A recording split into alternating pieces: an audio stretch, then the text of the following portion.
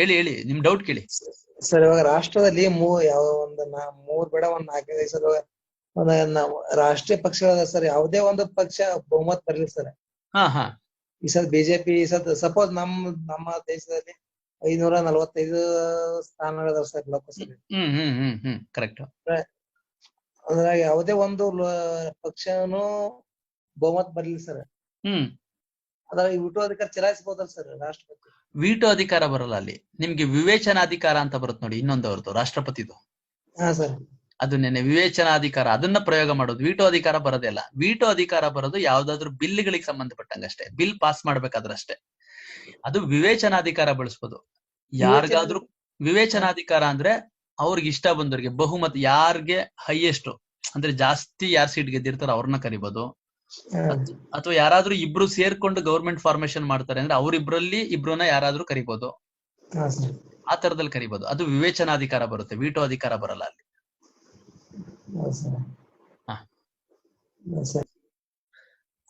Okay, ಈಗ ಸಂಸದೀಯ ಸಮಿತಿಗಳು ಇದನ್ನ ಮುಗಿಸ್ಬೋಣ. ಒಂದ್ 5 ನಿಮಿಷ ಚಾಪ್ಟರ್.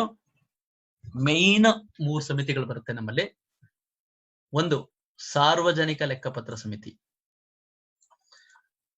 ಪಬ್ಲಿಕ್ಸ್ ಅಕೌಂಟ್ಸ್ ಕಮಿಟಿ ಅಂತ ಅಂದ್ಬಿಟ್ಟು ಸಾರ್ವಜನಿಕ ಲೆಕ್ಕಪತ್ರ ಸಮಿತಿ. Very very important. ನಿಮ್ಗೆ ಸಮಿತಿಯಲ್ಲಿ ಕ್ವಶನ್ ಗ್ಯಾರಂಟಿ ಇದ್ದಿರುತ್ತೆ. 3 ಸಮಿತಿಯಲ್ಲಿ ಒಂದು ಕ್ವಶನ್. ಇದನ್ನ 1919 ಆಕ್ಟ್, ಭಾರತ ಸರ್ಕಾರ ಕಾಯ್ದೆ ಅಂದ್ರೆ ಚೇಮ್ಸ್ಫರ್ಡ್ ಆಕ್ಟ್ ಇದೆಯಲ್ಲ, ಚೇಮ್ಸ್ಫರ್ಡ್ ಆಕ್ಟ್ ಅವ್ರು ಮಾಡಿದ್ರಲ್ಲ ಭಾರತ ಸರ್ಕಾರ ಕಾಯ್ದೆ ಅನ್ಬಿಟ್ಟು, 1919 ಚೇಮ್ಸ್ಫರ್ಡ್ ಆಕ್ಟ್ ಅಥವಾ ಭಾರತ ಸರ್ಕಾರ ಕಾಯ್ದೆ ಪ್ರಕಾರ 1921 ಅಲ್ಲಿ ಸ್ಟಾರ್ಟ್ ಆಯ್ತು. ಇಸ್ವಿಗೆ ಜ್ಞಾಪಕ ಇಟ್ಕೊಳ್ಳಿ ಒಂದ್ಸರಿ, ಯಾವಾಗ ಕೇಳಿದಾನೆ ಅನ್ಸುತ್ತೆ. 1921 ಸಾರ್ವಜನಿಕ ಲೆಕ್ಕಪತ್ರ ಸಮಿತಿ ಸ್ಟಾರ್ಟ್ ಆಯ್ತು. ಎಷ್ಟು ಜನ ಇರ್ತಾರಪ್ಪ ಈ ಸಮಿತಿಯಲ್ಲಿ ಅಂತಂದ್ರೆ, ಟೋಟಲ್ 22 ಜನ ಇರ್ತಾರೆ. 22 ಜನ ಮೆಂಬರ್. ಲೋಕಸಭೆಯಿಂದ 15 ಜನ, ರಾಜ್ಯಸಭೆಯಿಂದ 7 ಜನ. ಟೋಟಲ್ ಈ ಸಮಿತಿಯಲ್ಲಿ 22 ಜನ ಇರ್ತಾರೆ.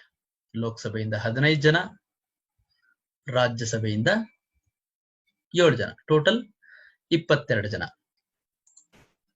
ಇವರ ಅಧಿಕಾರಾವಧಿ, ಸಾರ್ವಜನಿಕ ಲೆಕ್ಕಪತ್ರ ಸಮಿತಿಯಲ್ಲಿ 22 ಜನ ಇರ್ತಾರಲ್ಲ, ಇವರ ಅಧಿಕಾರಾವಧಿ 1 ವರ್ಷ ಅಷ್ಟೇ. ಪ್ರತಿ ವರ್ಷ ಚೇಂಜ್ ಆಗ್ತಾ ಇರ್ತದ ಇವರ ಅಧಿಕಾರಾವಧಿ.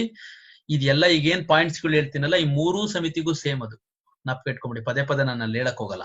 ಈ 3 ಸಮಿತಿಗೂ ಸೇಮ್ ಪಾಯಿಂಟ್ಸ್. ಪ್ರತಿ ಸದಸ್ಯರ ಅಧಿಕಾರಾವಧಿ 1 ವರ್ಷ. ಅಲ್ಲೂ ಅಷ್ಟೇ. ನೆಕ್ಸ್ಟ್ ಒಂದು ಸಮಿತಿ ಹೇಳ್ತೀನಿ ಅಲ್ಲೂ ಕೂಡ ಅಷ್ಟೇನೆ. ಆಮೇಲೆ ಯಾವುದೇ ಮಂತ್ರಿ ಕೂಡ ಸದಸ್ಯನಾಗುವಂತಿಲ್ಲ ಇಲ್ಲಿ.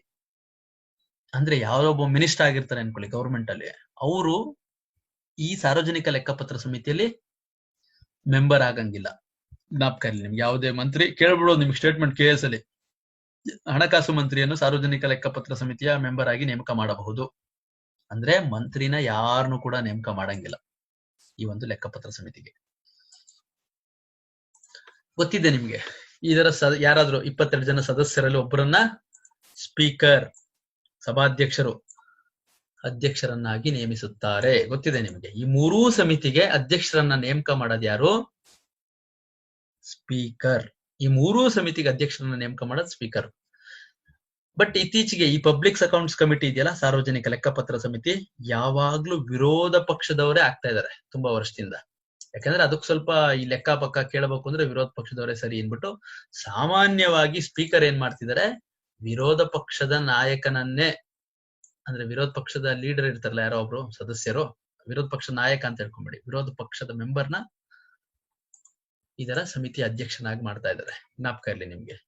ಅಂದ್ರೆ ಇದು ಮಾಡ್ಬೋದಾ, ವಿರೋಧ ಪಕ್ಷದವ್ರನ್ನೇ ಮಾಡ್ಬೇಕು ಅಂತ ಎಲ್ಲೂ ರೂಲ್ ಇಲ್ಲ. ಸಾಮಾನ್ಯವಾಗಿ ಇತ್ತೀಚೆಗೆ ಅದೊಂದು ಪ್ರೋಟೋಕಾಲ್ ತರ ಫಾಲೋ ಮಾಡ್ಕೊಂಡ್ ಬಂದಿದ್ದಾರೆ.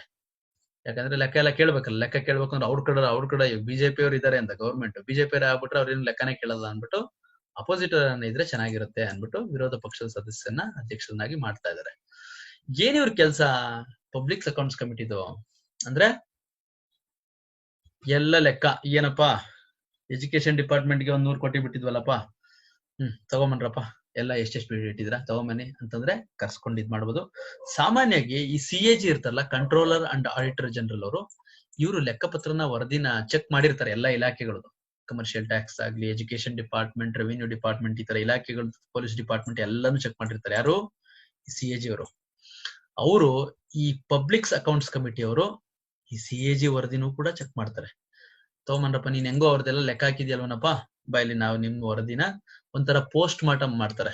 ಪೋಸ್ಟ್ ಮಾರ್ಟಮ್ ಅಂದ್ರೆ ಏನ್ ಗೊತ್ತಲ್ಲ ನಿಮ್ಗೆ? ಆಲ್ರೆಡಿ ಖರ್ಚು ಮಾಡಿರೋಂಥದ್ದನ್ನ ಎಲ್ಲ ಎಷ್ಟೆಷ್ಟು ಖರ್ಚು ಮಾಡಿದ್ದಾರೆ, ಏನು ಎತ್ತ CAG ನೀನೆಲ್ಲ ಕರೆಕ್ಟ್ ಲೆಕ್ಕ ಹಾಕಿದ್ಯನಪ್ಪ ಅಂತ CAG ವರದಿನ ಪಬ್ಲಿಕ್ ಅಕೌಂಟ್ಸ್ ಕಮಿಟಿ ಅವರು ಕರೆಕ್ಟ್ ಆಗಿ ದುಡ್ಡೆಲ್ಲ ಸರಿಯಾಗಿ ಖರ್ಚಾಗಿದ್ಯಾ ಇಲ್ವಾ ಅನ್ಬಿಟ್ಟು ಚೆಕ್ ಮಾಡೋಂತ ಕೆಲಸ ನಮ್ಮ ಸಾರ್ವಜನಿಕ ಲೆಕ್ಕಪತ್ರ ಸಮಿತಿದು, ಅಂದ್ರೆ ಪಬ್ಲಿಕ್ ಅಕೌಂಟ್ಸ್ ಕಮಿಟಿದು. ವೆರಿ ವೆರಿ ಇಂಪಾರ್ಟೆಂಟ್ ಇದು.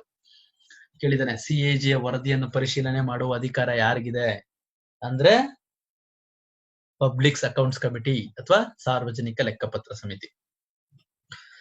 ನೆಕ್ಸ್ಟ್ ಇನ್ನೊಂದು ಸಮಿತಿ ಬರುತ್ತೆ, ಅಂದಾಜು ಸಮಿತಿ, ಎಸ್ಟಿಮೇಟ್ ಕಮಿಟಿ ಅಂತ ಕರೀತಾರೆ. Very important. ಅಂದಾಜು ಸಮಿತಿ ಇರೋ ಸಮಿತಿಗಳಲ್ಲೇ ಅತಿ ದೊಡ್ಡ ಸಮಿತಿ ಅಂದ್ರೆ ಇದೇನೆ. 3 ಸಮಿತಿಯಲ್ಲಿ ದೊಡ್ಡ ಸಮಿತಿ ನೋಡಿ. ಡೈರೆಕ್ಟ್ ಕ್ವಶನ್ ಹಿಂಗೆ ಕೇಳ್ಬಿಟ್ಟಿದ್ದ, ಈ ಕೆಳಗಿನವುಗಳಲ್ಲಿ ಅತ್ಯಂತ ದೊಡ್ಡ ಸಮಿತಿ ಯಾವ್ದೋ? ನಾನು ಯಾವ್ದೊಂದು ಮೋಸ್ಟ್ಲಿ ಇದ್ರಲ್ಲಿ ಯಾವ್ದೊಂದು ಎಕ್ಸಾಮ್ ಬರ್ತಿದೆ, ಅದ್ರಲ್ಲಿ ಇದೇ ಕ್ವಶನ್ ಕೇಳಿದೆ, ಇದ್ರಲ್ಲಿ ಯಾವ್ದು ದೊಡ್ಡ ಸಮಿತಿ ಅಂತ. ಅಂದಾಜು ಸಮಿತಿ. ಆಕ್ಚುಲಿ ನಾನು ತಪ್ಪಾಕಿದೆ ಈ ಕ್ವಶನ್ಗೆ. ಅಂದಾಜು ಸಮಿತಿ ಇದು ಜಾನ್ ಮತಾಯ್ ಗೊತ್ತಲ್ಲ, ಮಿನಿಸ್ಟರ್ ಇದ್ರಲ್ಲ ನಿಮ್ಗೆ ಮಧ್ಯಂತರ ಸರ್ಕಾರದಲ್ಲಿ, ಜಾನ್ ಮತಾಯ್ ಅನ್ಬಿಟ್ಟು ಅವರ ಶಿಫಾರಸ್ಸಿನ ಆಧಾರದಲ್ಲಿ ಸ್ಟಾರ್ಟ್ ಮಾಡಿದಂತ ಸಮಿತಿ ಇದು. 1950ರಲ್ಲಿ ರಚನೆ ಆಯ್ತು ಇದು. ಜಾನ್ ಮತಾಯ್ ಅವರ ಶಿಫಾರಸ್ಸಿನ ಆಧಾರದಲ್ಲಿ. ಸದಸ್ಯರು ನೋಡಿ ಎಷ್ಟು ಜನ ಇದ್ದಾರೆ? 30 ಜನ. ಅಲ್ಲೆಷ್ಟು ಜನ ಇದ್ರು? ಪಬ್ಲಿಕ್ ಅಕೌಂಟ್ಸ್ ಕಮಿಟಿಯಲ್ಲಿ 22 ಜನ ಇದ್ರು.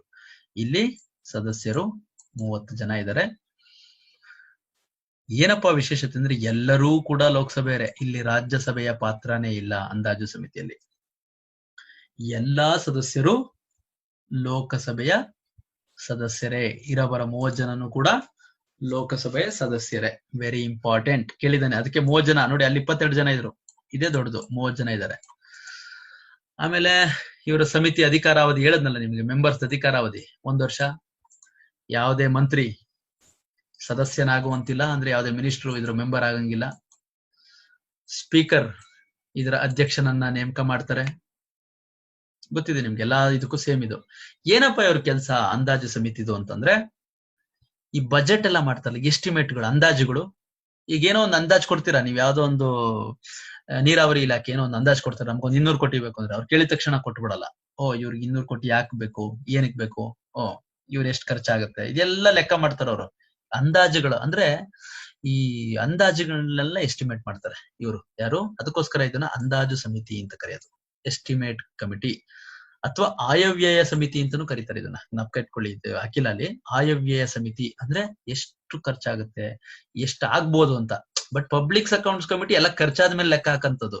ಇದು ಮುಂಚೆನೆ ಎಷ್ಟು ಖರ್ಚಾಗ್ಬೋದು, ಹೆಂಗೆ ಏನು ಅಂತ ಎಸ್ಟಿಮೇಟ್ ಮಾಡೋ ಅಂತಾರು ಇವರು ಅಂದಾಜು ಸಮಿತಿ. 30 ಜನ, ಎಲ್ರೂ ಲೋಕಸಭೆಯಿಂದನೇ. ಇನ್ನು ಲಾಸ್ಟ್ ಕಮಿಟಿ ಸಾರ್ವಜನಿಕ ಉದ್ದಿಮೆಗಳ ಮೇಲಿನ ಸಮಿತಿ, ಅಂದ್ರೆ ಪಬ್ಲಿಕ್ಸ್ ಅಂಡರ್ಟೇಕಿಂಗ್ಸ್ ಕಮಿಟಿ. ಸಾರ್ವಜನಿಕ ಉದ್ದಿಮೆಗಳ ಮೇಲಿನ ಸಮಿತಿ ಏನ್ ಹೇಳತ್ತಪ್ಪ ಅಂತಂದ್ರೆ, ಇದು ಕೃಷ್ಣ ಮೆನನ್ ಅಂತ ಇದ್ರು, ಅವರ ಶಿಫಾರಸಿನ ಕೇಳಿದ ಈ ಕ್ವಶನ್. ಕೃಷ್ಣ ಮೆನನ್ ಅವರ ಸಮಿತಿಯ ಮೇರೆಗೆ ಈ ಒಂದು ಕಮಿಟಿ ಸ್ಟಾರ್ಟ್ ಆಯ್ತು. 1964 ಅಲ್ಲಿ ಸ್ಟಾರ್ಟ್ ಆಯ್ತು. 1964 ಅಲ್ಲಿ ಕೃಷ್ಣ ಮೆನನ್ ಸಮಿತಿಯ ಅಂದ್ರೆ ಇವ್ರ ರೆಕಮೆಂಡೇಶನ್ ಮೇಲೆ ಸಾರ್ವಜನಿಕ ಉದ್ಯಮಗಳ ಮೇಲಿನ ಸಮಿತಿ ಸ್ಟಾರ್ಟ್ ಆಯ್ತು. ಪಬ್ಲಿಕ್ ಅಂಡರ್ಟೇಕಿಂಗ್ಸ್ ಅಂತ ಸದಸ್ಯರು 22 ಜನ ಇರ್ತಾರೆ. ಸೇಮ್ ನಿಮ್ಗೆ ಪಬ್ಲಿಕ್ ಅಕೌಂಟ್ಸ್ ಕಮಿಟಿಯಲ್ಲಿ ಇದ್ರಲ್ಲ ಅದೇ ತರ. ಲೋಕಸಭೆಯಿಂದ 15 ಜನ, ಈಸಿ ನಿಮ್ಗೆ ಜ್ಞಾಪಕ ಇಟ್ಕೊಳೋದು. ರಾಜ್ಯಸಭೆಯಿಂದ 7 ಜನ. ನೋಡಿ, ಫಸ್ಟ್ನೇದ್ರಲ್ಲಿ 22 ಜನ, ಅಂದಾಜು ಅಲ್ಲಿ 30 ಜನ, ಇದರಲ್ಲೂ 22. ಅಂದ್ರೆ ದೊಡ್ಡ ಸಮಿತಿ ಅಂದಾಜು ಸಮಿತಿ. ಸೊ ನಿಮಗೆ ಜ್ಞಾಪಕ ಬಂತು. ಇದು ಲೋಕಸಭೆ 15, ರಾಜ್ಯಸಭೆ 7. ಮಾಮೂಲಿ ಸದಸ್ಯರ ಅಧಿಕಾರಾವಧಿ 1 ವರ್ಷ. ಯಾವುದೇ ಮಂತ್ರಿ ಸದಸ್ಯನಾಗುವಂತಿಲ್ಲ, ಇದೆಲ್ಲ ಕಾಮನ್ ಎಲ್ಲದಕ್ಕೂ. ಏನಪ್ಪಾ ಇವ್ರ ಕೆಲಸ ಸಾರ್ವಜನಿಕ ಉದ್ದಿಮೆಗಳ ಮೇಲಿನ ಸಮಿತಿ ಅಂತಂದ್ರೆ, ಈಗೆಲ್ಲ ನಿಮ್ಗೆ ಪಬ್ಲಿಕ್ ಅಂಡರ್ಟೇಕಿಂಗ್ ಗೊತ್ತಾ, ದೊಡ್ಡ ದೊಡ್ಡ ಕಂಪನಿಗಳು, BEL, HAL, ದೊಡ್ಡ ದೊಡ್ಡ ಕಂಪನಿಗಳಿಗಿದೆ. ಅವೆಲ್ಲ ಹೆಂಗ್ ವರ್ಕ್ ಮಾಡ್ತಿದೆ, ಅವೆಲ್ಲ ಸೆಂಟ್ರಲ್ ಗವರ್ಮೆಂಟ್ ಅವು. ಅವೆಲ್ಲ ನಮಗೆ ರೆವಿನ್ಯೂ ತಂದ್ಕೊಡೋಂತವು ಬೇಕಾಗುತ್ತೆ. BHEL, ಈ ತರ ಭಾರತ್ ಎಲೆಕ್ಟ್ರಾನಿಕ್ಸ್ ಲಿಮಿಟೆಡ್, ಈ ತರ ಕಂಪನಿಗಳು ಹೆಂಗ್ ಪರ್ಫಾರ್ಮ್ ಮಾಡ್ತಿದಾವೆ, ಆ ಕಂಪನಿಗೆ ಎಷ್ಟು ದುಡ್ಡು ರಿಲೀಸ್ ಮಾಡ್ಬೇಕು, ನಾವೆಷ್ಟು ಇನ್ವೆಸ್ಟ್ಮೆಂಟ್ ಮಾಡ್ತಾ ಇದೀವಿ, ಅದರಿಂದ ಲಾಭ ನಮ್ಗೇನ್ ಬರ್ತಾ ಇದೆ, ಈ ತರ ಎಲ್ಲ ಲೆಕ್ಕ ಹಾಕಂತದ್ದು ಸಾರ್ವಜನಿಕ ಉದ್ದಿಮೆಗಳ ಮೇಲಿನ ಸಮಿತಿ. Very important. ಈ 3 ಕಮಿಟಿಯಿಂದ ಯಾವ್ದಾದ್ರು ಒಂದು ಕ್ವಶನ್ ಕೇಳ್ತಾರೆ ನಿಮ್ಗೆ, ತುಂಬಾ ಸರಿ ಕೇಳಿದ್ದಾರೆ. ಅಂದ್ರೆ ಇದು ಸಾರ್ವಜನಿಕ ಉದ್ದಿಮೆಗಳು ಯಾವ ತರ ದಕ್ಷತೆಯಿಂದ ಇದಾವ, ಏನ್ ಮಾಡ್ತಿದಾವೆ, ಏನು ಪರ್ಫಾರ್ಮ್ ಮಾಡ್ತೀರಾ ಅಂದ್ರೆ ಕ್ಲೋಸ್ ಮಾಡದ. ಈಗೆಲ್ಲ HMT ಇಂತ ಫ್ಯಾಕ್ಟ್ರಿಗಳನ್ನೆಲ್ಲ ಕ್ಲೋಸ್ ಮಾಡಿದ್ರು. ಆಮೇಲೆ IT ಅನ್ಬಿಟ್ಟು ಇಲ್ಲೆಲ್ಲ ಇದು ಟೆಲಿಫೋನ್ದು ಇದೆಲ್ಲ ದೊಡ್ಡ ದೊಡ್ಡ ಕಂಪ್ನಿಗಳಿತ್ತು, ಅದನ್ನೆಲ್ಲ ಕ್ಲೋಸ್ ಮಾಡಿದ್ರು. ಸರಿಯಾಗಿ ವರ್ಕ್ ಅಂದ್ರೆ ರೆವಿನ್ಯೂ ಬರ್ತಾ ಇಲ್ಲ ಅನ್ಬಿಟ್ಟು. ಆತರ ಇದನ್ನೆಲ್ಲ ರೆಕಮೆಂಡೇಶನ್ ಕೊಡೋದು ಇವರು ಸಾರ್ವಜನಿಕ ಉದ್ದಿಮೆಗಳ ಮೇಲಿನ ಸಮಿತಿ. ಸೊ ಇಷ್ಟು ಕೂಡ ಸಮಿತಿಗಳು. ನಮ್ಮಲ್ಲಿ ಇನ್ನೂ ಸಮಿತಿಗಳು ಬರ್ತಾವೆ, ಅಟೆಂಡೆನ್ಸ್ ಸಮಿತಿ, ಅವೆಲ್ಲ ಬೇರೆ ಸಬ್ ಕಮಿಟೀಸ್ ಬರ್ತಾವೆ. ಅವೆಲ್ಲ ನಿಮ್ಗೆ ಯಾವ ಎಕ್ಸಾಮ್ ಅಲ್ಲೂ ಕೇಳಿಲ್ಲ. ನಿಮ್ಗೆ ಒಬ್ರು ಅಟೆಂಡೆನ್ಸ್ ನೋಡ್ಕೊಳಕ್ ಒಂದ್ ಕಮಿಟಿ ಇರುತ್ತೆ, ಸಣ್ಣ ಪುಟ್ಟ ಇದ್ರಲ್ಲಿ ಇರ್ತಾರೆ. ಅದ್ರಲ್ಲಿ ನೀವು ಪ್ರತಿಯೊಂದು ಒಂದ್ ಇರೋ 30 ಕಮಿಟಿಯಲ್ಲಿ ಎಲ್ಲ ಎಷ್ಟ್ ಜನ ಇರ್ತಾರೆ, ಏನು ಎತ್ತ ಅಂತ ತಲೆ ಕೆಡ್ಸ್ಕೊಂಡ್ ಕೂತ್ಕೊಂಡ್ರೆ ನೀವು ಓದಕ್ಕೆ ಆಗಲ್ಲ. ಸೊ ನಿಮಗೆ ಕೇಳದೆ ಈ 3 ಕಮಿಟಿ ಮೇಲೆ ವೆರಿ ವೆರಿ ಇಂಪಾರ್ಟೆಂಟ್. ಏನಾದ್ರೂ ಕ್ವಶನ್ಸ್ ಇದ್ರೆ ಪಟ್ ಅಂತ 2 ನಿಮಿಷದಲ್ಲಿ ಕೇಳಿ. ನಾಳೆಯಿಂದ ಸುಪ್ರೀಂ ಕೋರ್ಟ್ ಅಲ್ಲಿಂದ ಸ್ಟಾರ್ಟ್ ಮಾಡೋಣ. ಕೇಳಿ ಏನಾದ್ರೂ ಡೌಟ್ಸ್ ಇದ್ರೆ.